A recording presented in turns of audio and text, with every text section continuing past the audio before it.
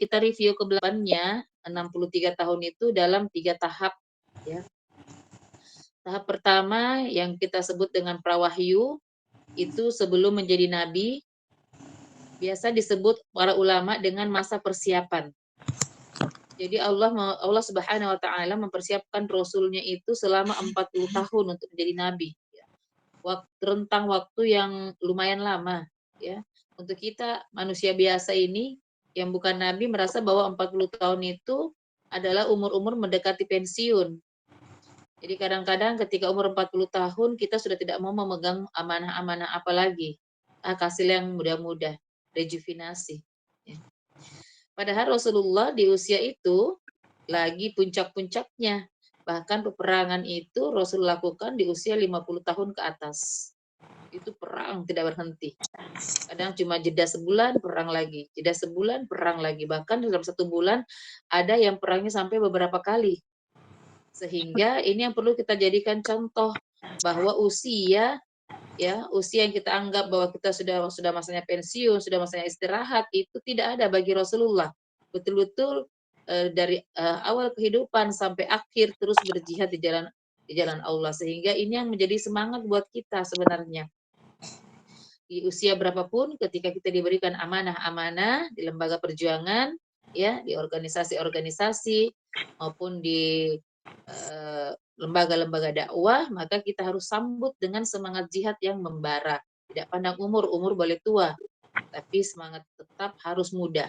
Ya. 40 tahun Allah mempersiapkan Rasulnya. Karena memang masa persiapan itu lebih lama dari masa pentas. Ya. Ibu-ibu kalau mau bikin acara, seminar, atau apa gitu ya, acara daurah-daurah itu persiapannya jauh sebelumnya. Kadang mungkin persiapannya sampai sebulan. Hari-harinya cuma 1 hari. Seperti itu. Jadi persiapannya 40 tahun.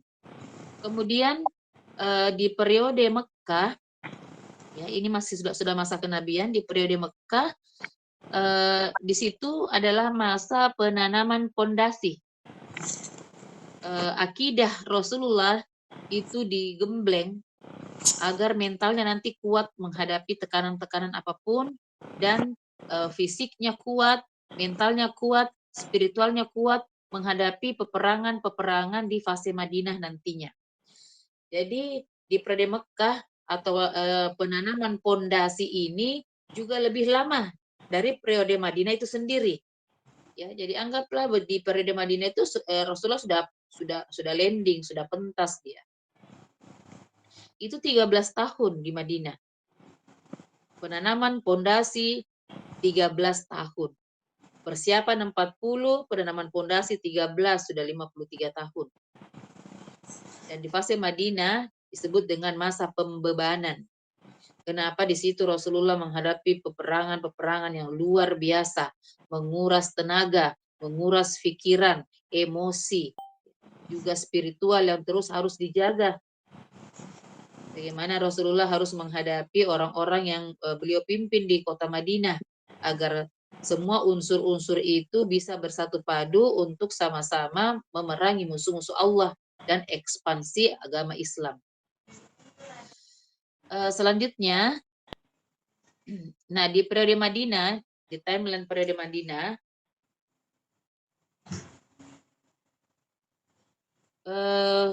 Bu Sarifah tidak muncul.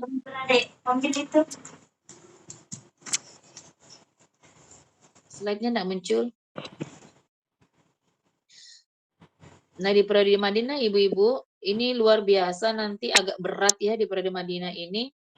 Walaupun dia cuma 10 tahun sampai usia Rasulullah 63 atau 11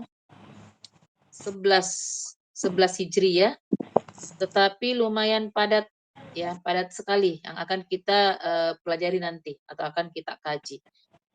Sudah Jadi muncul di belum? usia Belum. Iya, sudah muncul. Tapi itu hilang lagi. Nah, di usia 53 tahun atau 1 Hijriah kita sudah lewati ini, membangun masyarakat baru ya. Mulai dari konspirasi Darun Nadwa dan seterusnya, nanti di 2 Hijriah kita mulai Ghazwa Badar yang akan kita bahas mulai malam ini. Jadi nanti agak panjang penjelasannya. Mungkin ada beberapa kali pertemuan ya untuk Ghazwa Badar ini. Di situ akan kita pelajari tentang Ghazwa Badar, bagaimana Ghazwa atau Sariyah-Sariyah sebelum perang Badar, perubahan arah kiblat. Ini peristiwa-peristiwa yang terjadi di tahun kedua Hijriah. Perubahan arah kiblat, yang mana kiblat yang tadinya berada di Baitul Maqdis itu dipindahkan ke kota Mekah ya, ke Ka'bah. Jadi tidak langsung Ka'bah itu menjadi kiblat. Kemudian di tahun kedua Hijriah juga ada perintah puasa. Jadi perintah puasa baru ada di tahun kedua Hijriah. Kemudian hijrahnya Zainab binti Rasulullah, kemudian Ghazwa Badar, dan Ghazwa Badar, Ba'da Ghazwa Badar. Jadi setelah Ghazwa Badar ada Ghazwa-Ghazwa yang mengiringinya, serta peristiwa lain-lainnya. Nah, di tahun ketiga Hijriah nanti kita akan membahas tentang Ghazwa Uhud ya. Dan Ghazwa-Ghazwa setelahnya. Di tahun keempat Hijriah kita akan kaji tentang Ghazwa Banu Nadir. Jadi perang Banu Nadir ini perang dengan orang-orang Yahudi yang berada di kota Madinah itu sendiri. Bagaimana pengkhianatan mereka kepada Rasulullah Shallallahu Alaihi Wasallam. Di tahun kelima Hijriah nanti kita akan mempelajari tentang Ghazwa Ahzab. Ya, ini juga dramatis sekali nih Ghazwa Ahzab ya, luar biasa ini. Di tahun ke-6 ada perjanjian Hudaybiyah. Di tahun ke-7 ada Ghazwa Khaybar. Di sini Rasulullah terkena racun ya. Gara-gara makan kambing dia diracuni. Kemudian di tahun ke-8 ada Fatu Makkah. Di tahun ke-9 Hijriah nanti ini adalah perang terakhir ya, Ghazwa Tabuk. Di tahun ke-10 ada Haji Wada, dan tahun ke-11 wafatnya Rasulullah Shallallahu Alaihi Wasallam. Nah, ini semua timeline yang akan kita kaji nanti di periode Madinah ya, Ibu. Jadi memang butuh konsentrasi lebih. Kronologi untuk materi ini.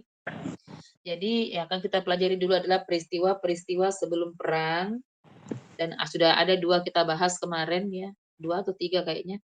Kemudian rencana mencegat kafilah dagang. Ini yang saya jelaskan ini adalah kronologi terjadinya perang Badar. Kemudian perubahan rencana karena lolosnya kafilah dagang yang dipimpin oleh Abu Sufyan.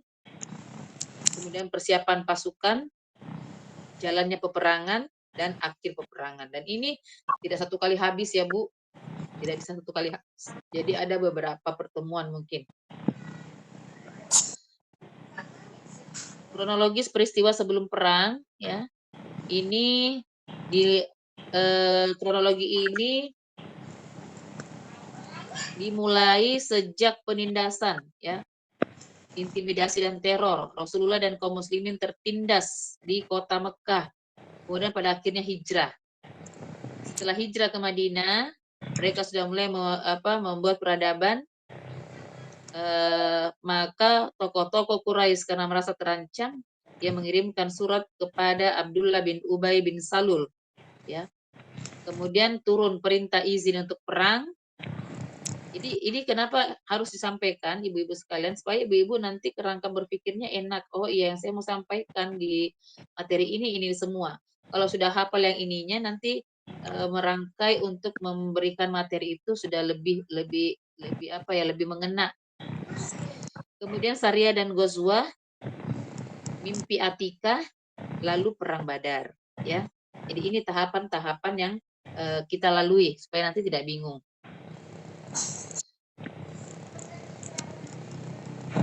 Selanjutnya, Rasulullah dan kaum muslimin tertindas hingga hijrah. Ini mereview kembali ke belakang, turunnya wahyu dan dakwah sirriyah. Ibu-ibu masih ingat mungkinnya di tahun ketiga nubuah. tahun ke-1 sampai ke-3 nubuah, atau usia Rasulullah 40 sampai 42 tahun. Ini review kembali.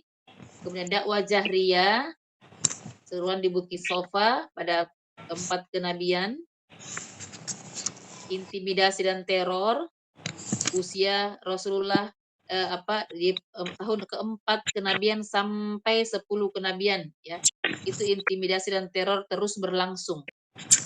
Kemudian hiburan dan terbukanya hijrah, ketika Rasulullah di tahun ke-11 kenabian itu bertemu dengan 6 orang Yathrib, ya, 6 orang pemuda Yathrib.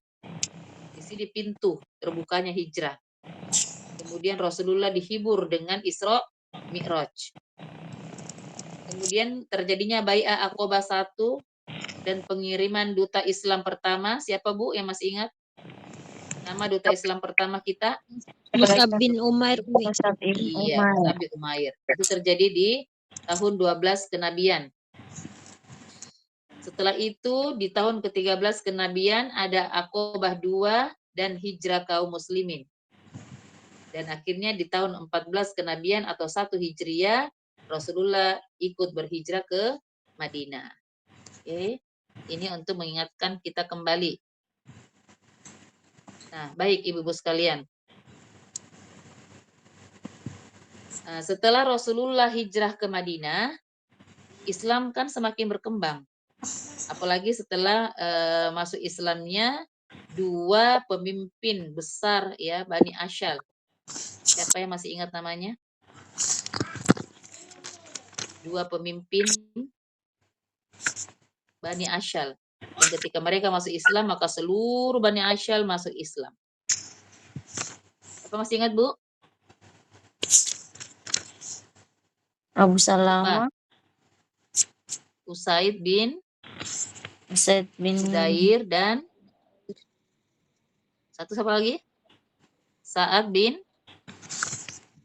Mu'ad, ya. Ini 2. Ketika dia masuk, Masya Allah, sebagian besar penduduk Madinah, karena mereka ini Bani Asyal ini adalah ada kabilah paling besar di kota Madinah, ya, terbesar. Itu mulai berkembang. Akhirnya orang-orang Quraisy di Mekah itu marah besar, ya. Mereka tidak ingin Islam itu kuat di Madinah. Ya, mereka pikir apa? Kalau orang Islam semakin kuat di Madinah, sementara Madinah itu merupakan tempat mereka lalu lalang, ya. Tempat mereka lalu lalang ketika berdagang. Mau ke Syam itu pasti lewat Madinah. Pulang lagi lewat Madinah lagi. Kalau Islam di sana menjadi kuat, bahaya. Mereka akan balas dendam. Karena mengingat bagaimana mereka ditindas, ya, mereka diteror, mereka diboikot di kota Madinah, di kota Mekah. Jadi dia bisa bayangkan bagaimana kemarahannya umat Islam. Sehingga ketika mereka eksis di Madinah, mereka menjadi kuat dan menyusun kekuatan, ini merupakan ancaman besar untuk mereka, ya. Sehingga untuk melemahkan umat Islam itu akhirnya kaum Quraisy mengirim sebuah surat ancaman kepada Abdullah bin Ubay bin Salul. Ini seorang tokoh Madinah yang saya sudah ceritakan kemarin, hampir diangkat menjadi raja, ya. Hampir diangkat menjadi raja, bahkan sudah dibuatkan mahkotanya, itu sudah siap mahkotanya itu. Karena kaum Aus dan Khosraj yang selama ini sangat merindukan kedamaian, hampir 120 tahun berperang terus, punya harapan besar kepada Abdullah bin Ubay bin Salul agar mereka bisa menyatukan kaum suku Aus dan Khosraj ini. Tetapi tiba-tiba Rasulullah datang ke kota Madinah. Dan ternyata Rasulullah berhasil mendamaikan keduanya sehingga kedudukannya Abdullah bin Ubay bin Salul ini yang tadinya sudah hampir jadi raja itu diambil alih oleh Rasulullah, ya. Dan memang Rasulullah didaulat untuk itu menjadi pemimpin. Maka tersingkirlah Abdullah bin Ubay bin Salul ini. Maka wajar kalau dia iri, dia dengki kepada Rasulullah. Nah, tergeser kedudukannya sehingga nanti Abdullah bin Ubay bin Salul ini terkenal dengan kaum munafik. Karena dia beriman bukan karena betul-betul memang beriman, bukan, hanya karena dia takut kedudukannya, takut karena orang-orang Madinah sudah pada memeluk agama Islam, ya. Jadi dia masuk Islam itu hanya untuk menyelamatkan dirinya saja. Nah, isi surat Quraisy bisa ibu-ibu lihat di slide ya. Kepada Abdullah bin Ubay. Jadi memang surat ini untuk Abdullah bin Ubay karena orang-orang Quraisy tahu bahwa Abdullah bin Ubay ini tidak berislam secara total kepada Rasulullah. Kepada Abdullah bin Ubay, negeri kalian telah didatangi oleh orang-orang kami yang sedang kami perangi. Demi Allah, kalian benar-benar harus memerangi mereka atau mengusir mereka dengan sungguh-sungguh. Jika tidak, maka kami akan mengerahkan seluruh kekuatan yang kami miliki untuk menyerang kalian. Akan kami bumi hanguskan negeri kalian dan kami tawan wanita-wanita kalian. Ini surat ancaman yang dikirimkan kepada Abdullah bin Ubay. Nah, akhirnya setelah menerima surat ancaman ini, Abdullah bin Ubay akhirnya mengerahkan seluruh kekuatan ya orang-orang di Madinah yang belum masuk Islam karena dia tahu bahwa dia tidak akan bisa mempengaruhi orang-orang Islam yang sudah orang-orang Madinah yang sudah masuk Islam. Dia condong sekali mengikuti surat itu.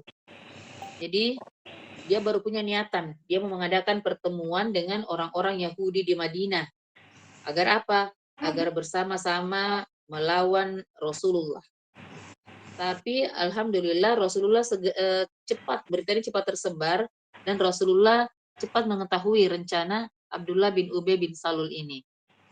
Lalu akhirnya Rasulullah memberi teguran keras ya. Rasulullah memberi teguran keras dan mengingatkan bahwa jika mereka mengikuti Quraisy berarti mereka sedang memerangi keluarga dan saudara mereka sendiri. Karena sudah banyak orang-orang Madinah sudah memeluk Islam, bahkan sudah sebagian besar.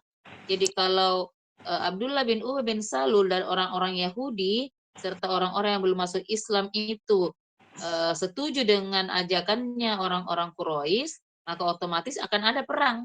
Ya, nah kalau mereka berperang itu sama dengan mereka memerangi keluarga dan saudara-saudara mereka sendiri. Akhirnya teguran ini bisa membuat Abdullah bin Ubay itu mengurungkan niatnya.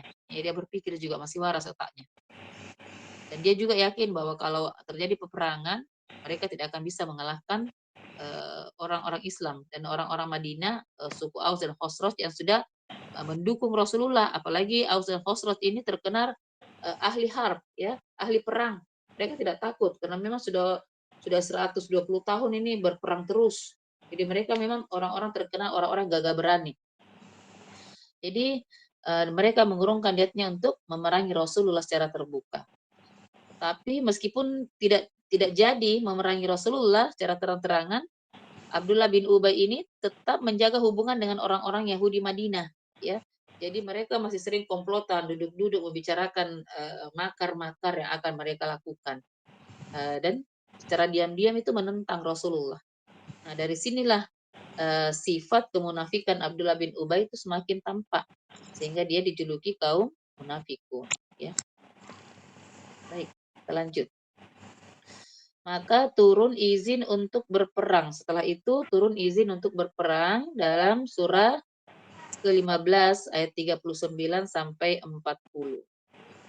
Surah apa ini, Bu? Surah 15, Bu? Al-Hajj. Al-Hajj. Tadi sudah dibacakan ya. Sudah dibacakan tadi. Nah, apa respon Rasulullah setelah mendapatkan izin berperang dari Allah Subhanahu wa taala? Pertama, Rasulullah melakukan apa? Melakukan pengenalan jalan-jalan yang ada di sekitar Madinah dan jalur-jalur menuju Mekah, ya. Karena ada jalan poros ya. Anggaplah kita Bu ya, ada jalan poros, ada jalan pintas, ya, ada jalur lain. Sehingga karena Rasulullah adalah orang baru di Madinah, Rasulullah belum terlalu mengenal seluk-beluk kota Madinah dan jalur-jalur yang menuju ke Mekah. Sehingga itu dilakukan oleh Rasulullah.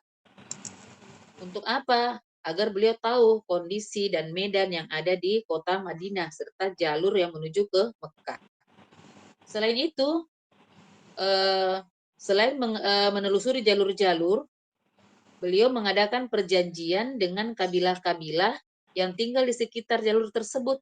Untuk apa? Agar kabilah-kabilah tersebut tidak menjadi hambatan ketika suatu ketika terjadi peperangan antara orang-orang Islam dengan orang-orang Quraisy, kabilah-kabilah tersebut bisa memberikan dukungannya kepada Rasulullah, ya, sehingga bertambah kuat. Jadi diajak untuk menjadi sekutu seperti itu, ya.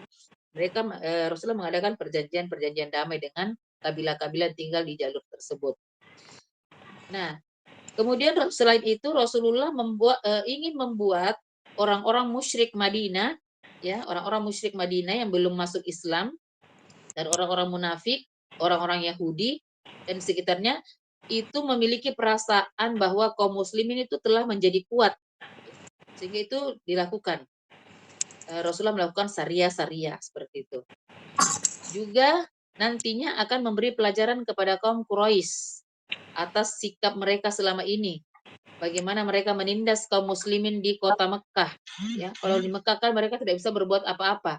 Mereka tidak merdeka di situ. Maka berhijrah ke kota Madinah. Nah, di Madinah mereka berdaulat. Berdaulat kemudian berdaya.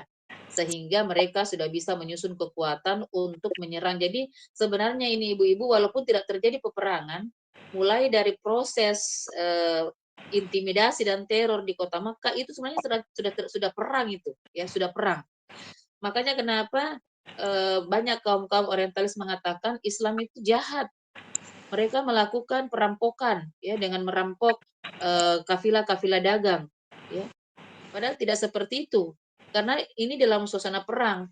Suasana perang itu halal semuanya, ya. Kemudian lagi apa? Yang mereka rampas itu, yang mereka ambil sebenarnya perampas asli itu ya orang-orang Quraisy. Karena bayangkan orang-orang Islam itu harus pergi keluar dari kota Mekah tanpa membawa sepeser pun dari harta mereka.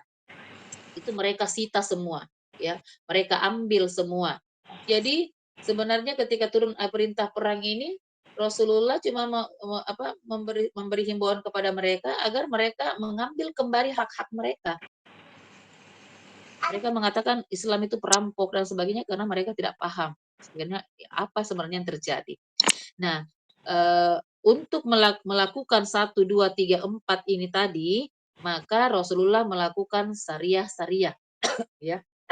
Mulai dari syariah Saiful Bahar, syariah Robik ini, syariah Saiful Bahar kan sudah saya jelaskan, ya, pekan terakhir. Syariah Robi dan syariah Al-Khoror. Nah, kemudian yang lainnya saya ulang kembali untuk mengingatkan, yang syariah pertama yang dilakukan oleh Rasulullah itu syariah Saiful Bahar. Terjadi di bulan Ramadan, ya, di 1 Hijriah, tahun pertama Hijriah. Syariah ini dipimpin oleh siapa, Bu? Siapa masih ingat?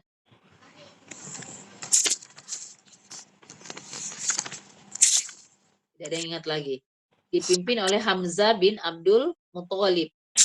Siapa itu Hamzah bin Abdul Muthalib? Pamannya Paman Rasulullah. Rasulullah. Ya, pamannya Rasulullah. Siapa ibunya Hamzah ini?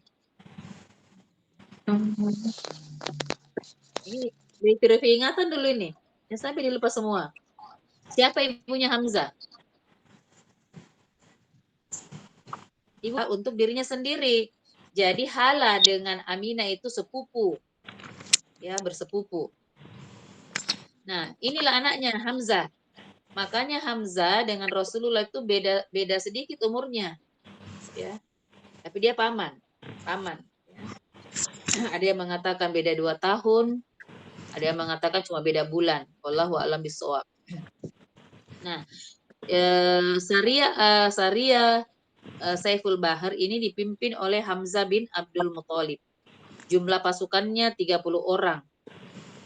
Kemudian yang dia lawan siapa? Abu Jahal dengan 300 orang Quraisy. Lokasinya di pantai Laut Merah, ya.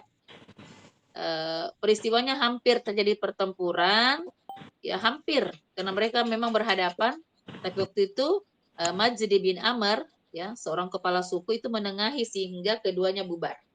Ya. Ini bubar. Tidak jadi. Masih ingat ya Bu, yang saya jelaskan pekan lalu, pekan terakhir. Kemudian yang kedua, Sariyah Robil. Terjadi di bulan Syawal 1 Hijriah. Dipimpin oleh Ubaidah bin Al-Harith bin Abdul Muthalib. Jadi ini pamannya Rasulullah juga. Jumlah pasukannya 60 orang. Lawannya Abu Sufyan dengan 200 orang.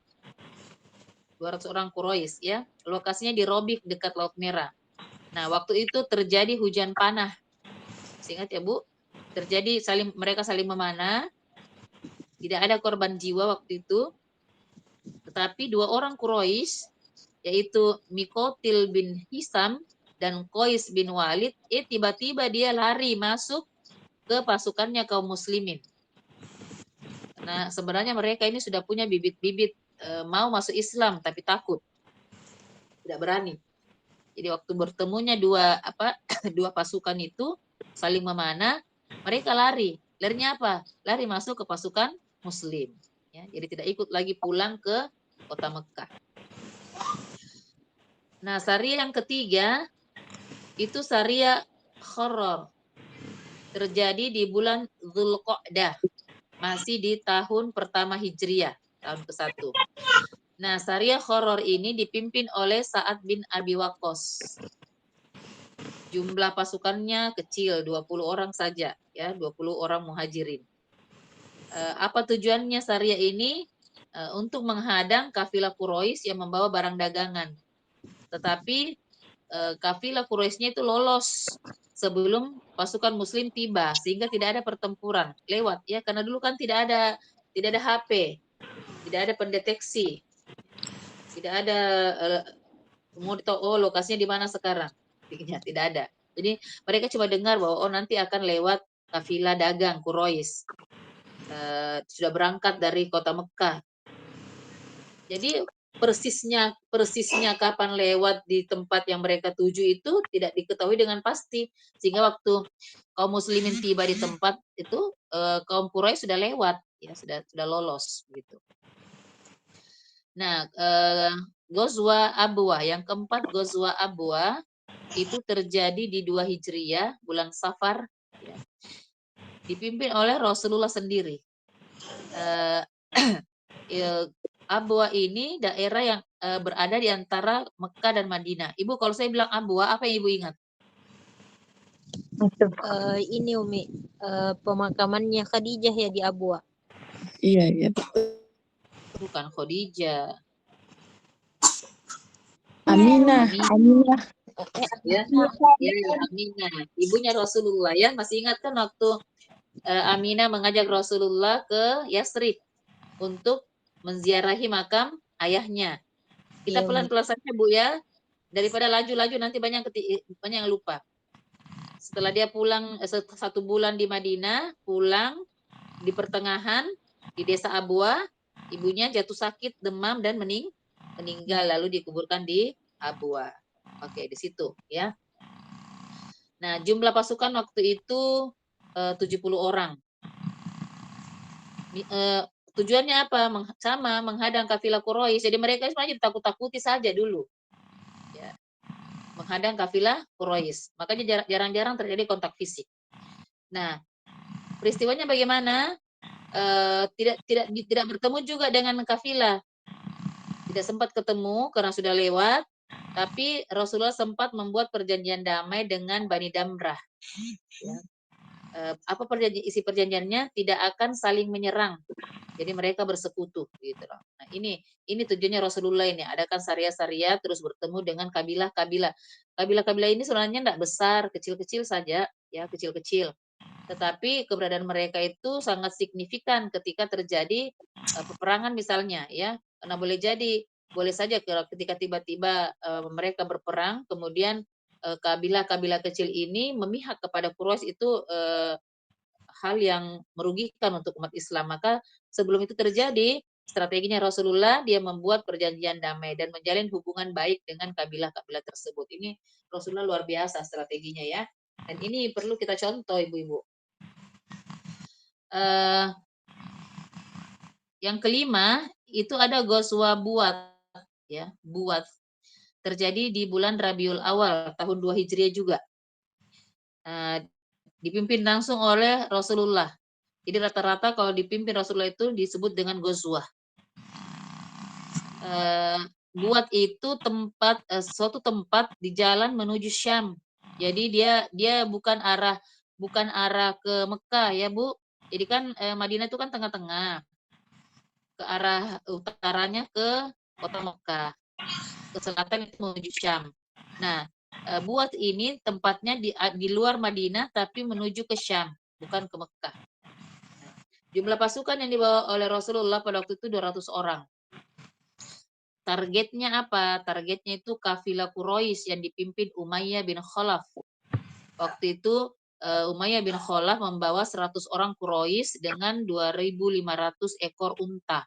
Ini tujuannya. Tapi lagi-lagi kafilahnya sudah lewat ya. Tidak ketemu di tempat yang diperkirakan akan ketemu. Sudah lewat, jadi tidak ada kontak senjata. Tidak terjadi kontak senjata. Nah, yang keenam, jadi ini Sariyah dan Ghazwah sebelum terjadinya perang Badar ya.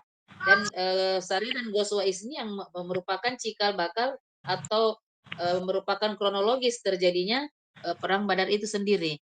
Yang keenam ada Ghazwah Safwan atau disebut dengan Badar Ula.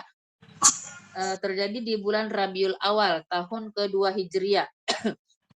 Ini dipimpin oleh Rasulullah langsung, Ibu-ibu. Nah, jumlah pasukannya 70 orang saja. Targetnya apa?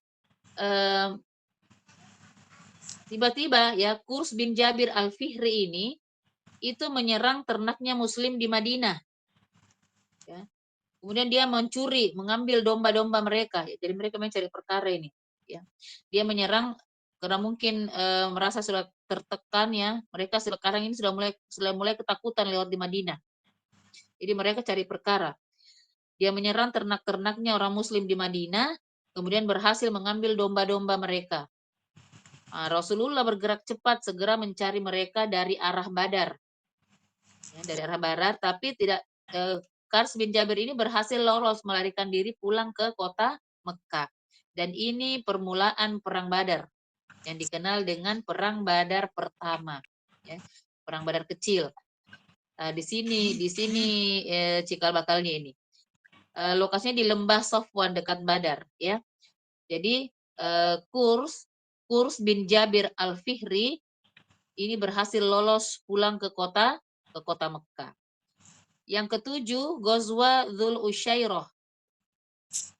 Terjadi di bulan Jumadil Ula sampai Jumadil Akhir. Jadi akhir Jumadil Ula nyebrang ke awal Jumadil Akhir di tahun kedua Hijriah. Dipimpin oleh Rasulullah sendiri, jumlah pasukannya menurut ulama antara 150 sampai 200 orang. Targetnya Rasulullah itu menghadang kafilah Quraisy menuju Syam. Ya. Peristiwanya, kafilah sudah lewat beberapa hari sebelumnya, tetapi Rasulullah berhasil membuat perjanjian damai juga dengan Bani Mudlij, sama tadi dengan Bani Damrah. Nah, di Dzul Usyairah ini ibu-ibu, ya, ini adalah pasukan yang dipimpin oleh Abu Sufyan, ya. Jadi lewat tidak sempat tertangkap oleh kaum muslimin. Jadi lewat juga. Yang ke-8 Sariyah Nakhlah. Terjadi di tahun kedua Hijriah bulan Rajab. Dipimpin oleh Abdullah bin Jahsi. Jumlah pasukannya sedikit, 12 orang saja. Targetnya apa? Cuma mengintai kafilah Quraisy di daerah Nakhlah antara Mekah dengan Taif. Nah, peristiwanya bagaimana? Pasukan Muslim itu menyerang kafilah, ya, dia menyerang kafilah, sempat ketemu dengan kafilahnya, kemudian mereka membunuh satu Quraisy, namanya Amr bin Al-Hadrami. Kemudian mereka menawan 2 orang dan merampas harta kabilah tersebut. Jadi ini kontak fisik yang pertama ya Bu. Nah, peristiwa ini Bu terjadi di bulan Rajab ya. Bulan Rajab itu bulan haram, tidak boleh orang berperang pada waktu itu. Ya. Nah, tetapi kaum muslimin melanggar. Ini sebenarnya melanggar perintah Rasulullah. Di bulan haram mereka membunuh satu Quraisy, kemudian menawan 2 orang dan merampas harta mereka, ya. Akhirnya ini dijadikan kesempatan untuk Quraisy untuk menyebarkan desas-desus menuduh kaum muslimin melanggar kesucian bulan haram, karena kan mereka punya bulan-bulan haram, ya. Bulan-bulan haram itu tidak boleh berperang. Makanya ketika terjadi pemboikotan, orang-orang Bani Abdul Muthalib, Bani Hashim itu hanya berani keluar di bulan-bulan haram itu. Karena kenapa? Kalau mereka keluar kedapatan oleh orang-orang Quraisy, itu mereka tidak dibunuh. Karena memang tidak diperbolehkan menumpahkan darah di bulan-bulan haram. Nah, akhirnya setelah mereka menyebarkan desas-desus, turunlah wahyu surah Al-Baqarah 217. Ya, asbab turunnya Al-Baqarah 217 yang Allah menyatakan bahwa meski perang di bulan haram itu dosa besar, tetapi mengusir kaum muslimin dari Mekah itu lebih besar, ya. Nanti ibu-ibu bisa lihat sendiri ayatnya di surah Al-Baqarah ayat 217. Yang yas'alunaka anis syahril harami qitalin fihi qul qitalun fihi kabir wa saddun an sabilillahi dan seterusnya. Nah, setelah Sariyah Nakhla baru terjadi perang Badar Kubro, ya, perang Badar besar. Nah, Masya Allah ibu-ibu sekalian, sebelum masuk ke pembahasan perang Badar Kubro, ada satu peristiwa yang saya harus ceritakan dulu karena sesuai dengan kronologisnya. Walaupun kadang-kadang kalau kita membaca buku-buku sirah, sesi ini diceritakan di belakang setelah perang Badar. Ya. Nah, mimpi Atikah, yaitu mimpinya Atikah. Atikah binti Abdul Muthalib Ibnu bin Hashim al-Quraisyah al-Hashimiyah, ya. Ini adalah bibinya Rasulullah, sekaligus saudara kandungnya ayahnya Rasulullah. Jadi dia Atikah ini seibu seayah dengan Abdullah dengan Abu Thalib, ya. Jadi dia seibu seayah. Karena kan Abdul Muthalib punya kalau tidak salah 4 gitu loh. Ada 4 istrinya termasuk Hala. Nah, yang ini Atikah, kemudian Abdullah dan siapa? Abu Thalib itu seibu seayah, ya. Jadi dia bibinya sekali Rasulullah gitu. Nah, waktu masa jahiliyah sebelum masuk Islam, Atikah itu menikah dengan Abu Umayyah Ibnu Mughirah, salah satu tokoh Quraisy yang terkenal juga. Kemudian Abu Umayyah ini adalah ayahnya dari Ummu Salamah. Tentu ibu-ibu masih ingat waktu hijrah kan? Bagaimana Ummu Salamah ketika mau hijrah dengan suaminya dan anaknya, kemudian dipisahkan, ya. Bapaknya ini Umayyah bin Mughirah tidak mau anaknya dibawa. Akhirnya dipisahkanlah antara Ummu Salamah dan suaminya.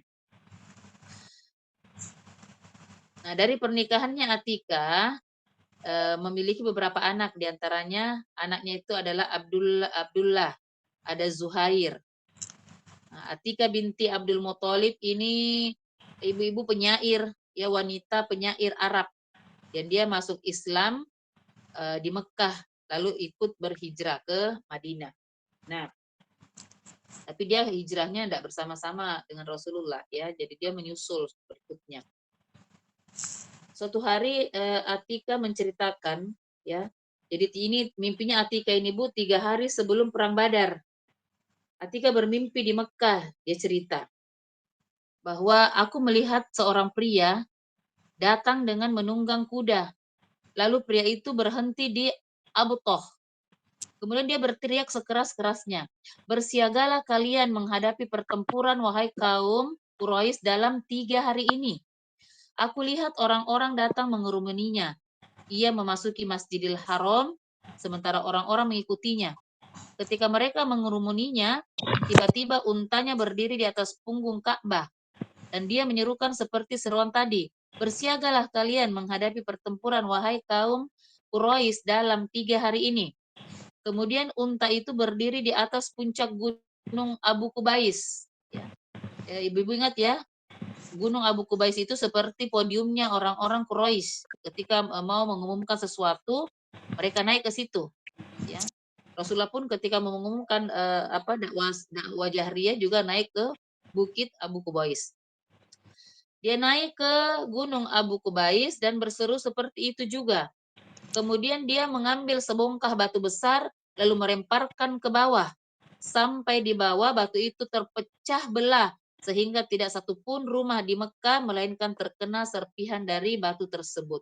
Itu mimpinya Atika. Ya, lalu para ulama memaknai mimpi ini ya, bahwa teriakan peringatan itu menandakan akan ada peristiwa besar yang menimpa Quraisy.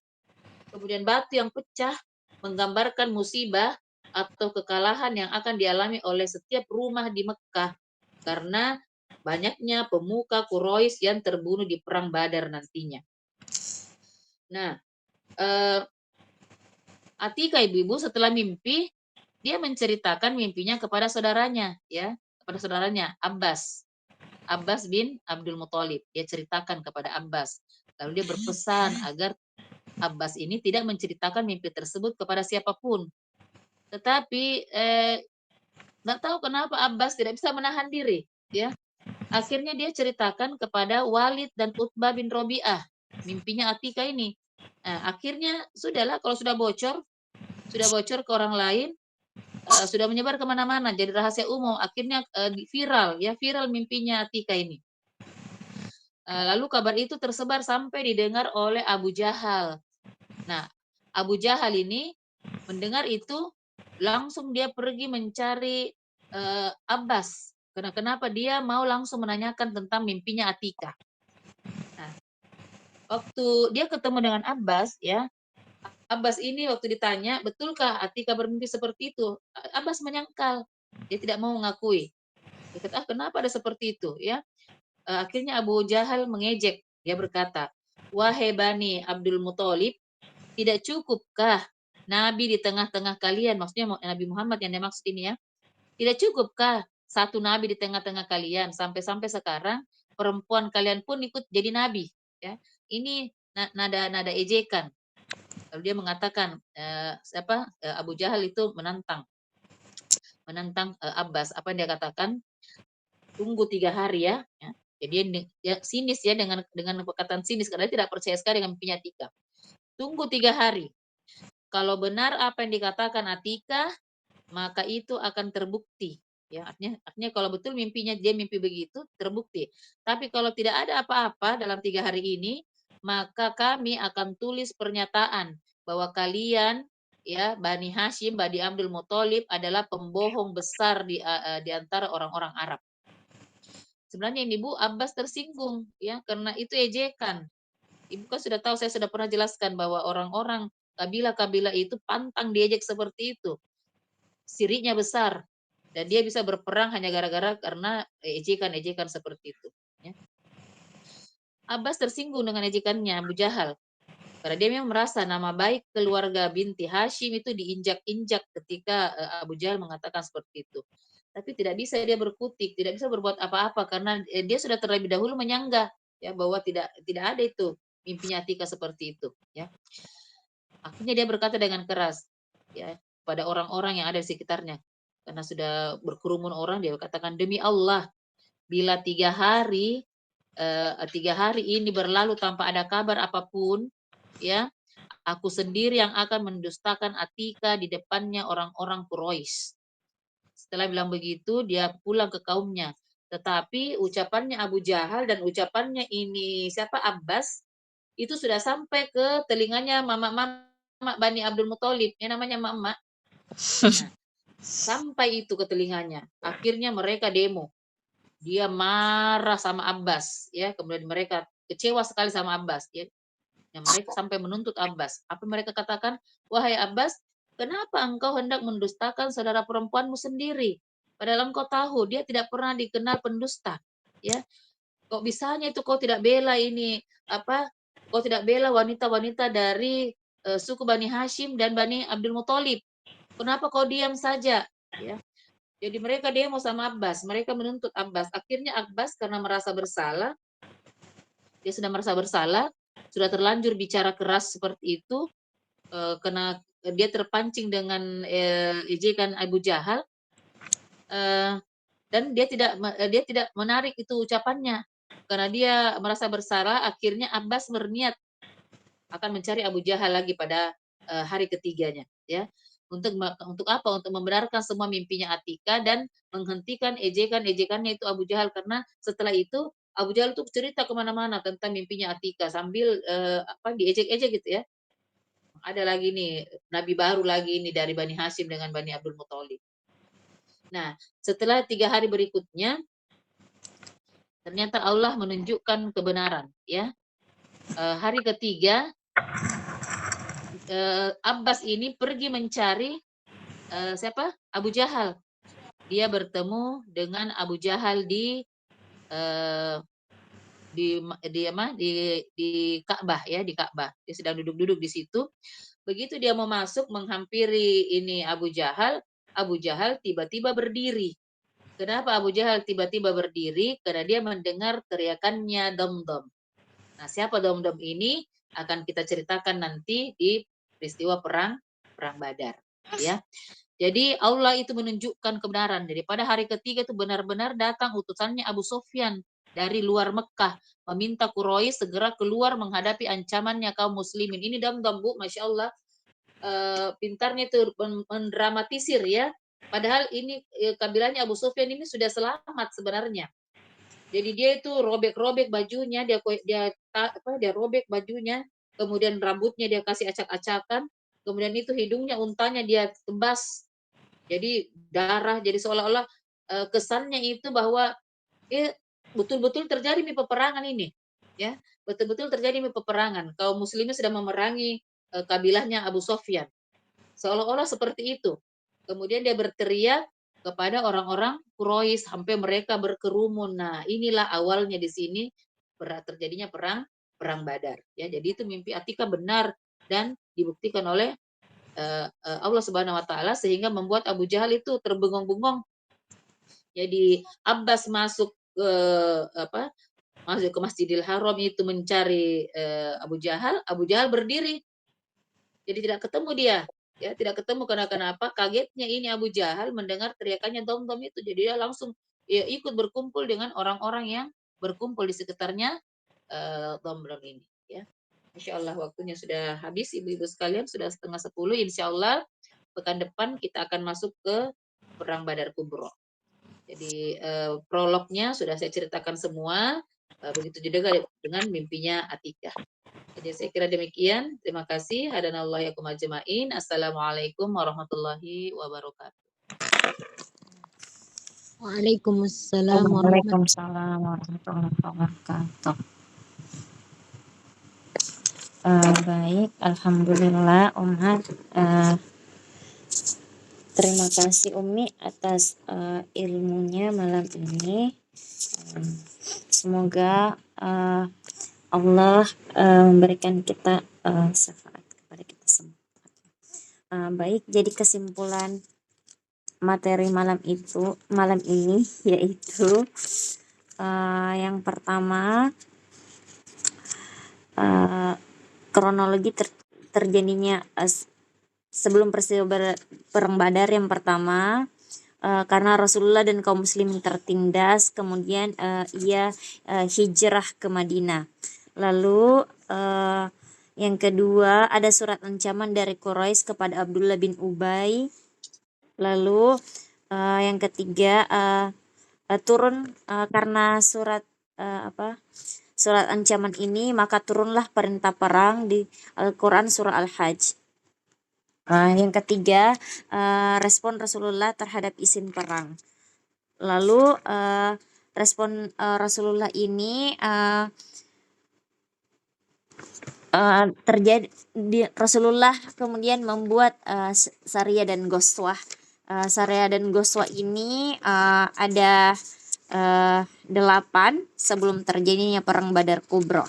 Lalu sebelum perang Badar Kubro ada peristiwa yaitu mimpi Atika. Baik, kita tutup halaqah sirah malam ini dengan ucapan alhamdulillahirabbil alamin. Alhamdulillahirabbil alamin. Baik, cukup sekian. Syukron Umi atas ilmunya malam ini. Baiklah, kita akhiri dengan doa kafaratul majelis. Subhanakallahumma bihamdik asyhadu an la ilaha illa anta astaghfiruka wa atubu ilaik. Subhanaka rabbil izzati amma yasifun wa salamun alal mursalin walhamdulillahi rabbil alamin. Ya, assalamualaikum warahmatullahi wabarakatuh.